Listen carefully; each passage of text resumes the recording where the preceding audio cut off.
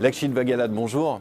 Bonjour Thibault. Vous êtes professeur associé en finance à l'IESEG School of Management. Vos travaux de recherche portent notamment sur les modèles qui permettent d'évaluer le risque financier pour les institutions justement financières. Alors aujourd'hui, ces modèles, ce sont des modèles dits mark to market et pourtant ce sont des modèles qui ont des faiblesses. Alors expliquez-nous cela.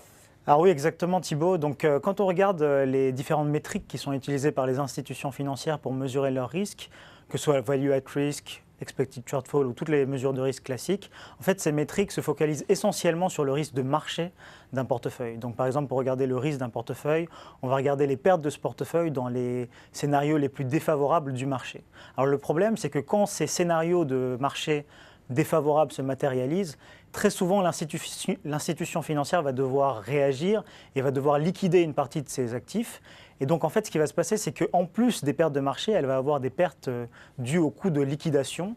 Et donc ça va augmenter ses pertes. Et ces coûts de liquidation et plus généralement ce risque de liquidité n'est actuellement pas du tout pris en compte par les mesures de risque.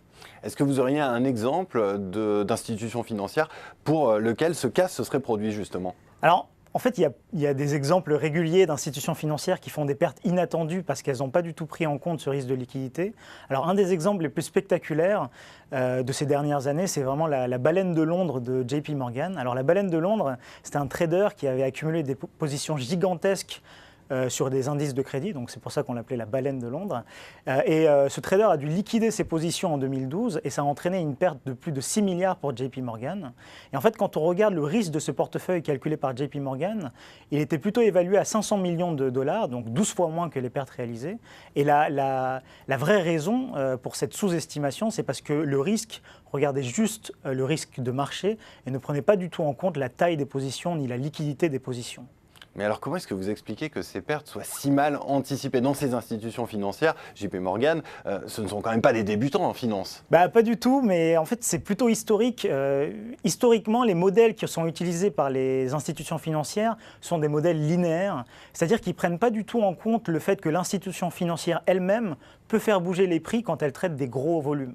Donc par exemple, si je regarde la VaR ou l'expected shortfall, si le risque de mon portefeuille est estimé à 1 milliard, si vous êtes 10 fois plus gros que moi, et que vous avez le même type de position, votre risque sera 10 milliards. Le problème, c'est que si vous avez un événement de marché qui vous affecte et qui m'affecte en même temps, vous aurez, beaucoup plus de mal à liquider vos positions qui sont 10 fois plus grosses que les miennes. Et donc, en fait, vos coûts de liquidation seront beaucoup plus gros que les miens.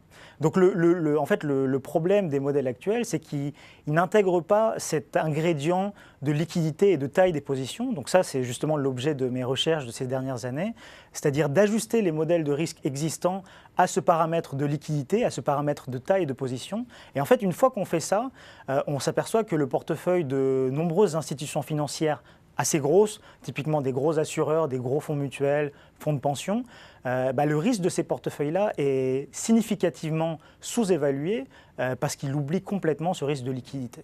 Attention donc à la force de l'habitude. Merci Lakshit Vagalad pour cet éclairage.